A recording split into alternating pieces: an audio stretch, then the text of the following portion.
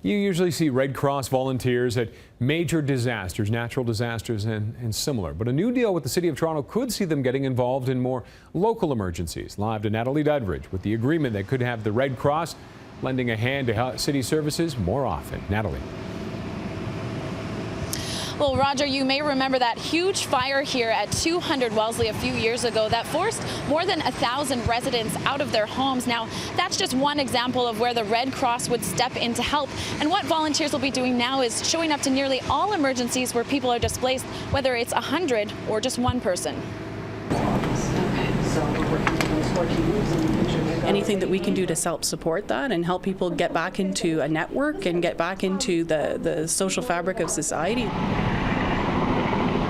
Red Cross volunteers. You usually see them responding to major catastrophes, but now a new agreement with the City of Toronto means the agency will be helping out with smaller scale personal emergencies too.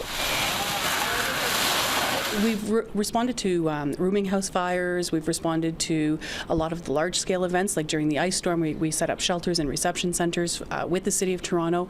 What this will allow us to do is do a lot more of the personal disaster as well, where maybe a house has had a house fire or some of the community has seen some minor flooding. Provide food, shelter, clothing to family members that are affected, help them with personal services. In a recent poll, the Red Cross found that 66% of Canadians aren't prepared when it comes to disaster. So part of this new strategy with the city is teaching people how to have an emergency prepared kit ready with first aid, bottle of water, and an emergency crank light.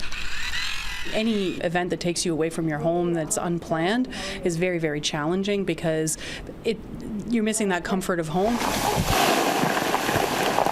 And Torontonians aren't immune to large-scale disaster either. During the December ice storm, the Red Cross and City helped nearly 5,000 residents by setting up warming centers, providing food and clothing.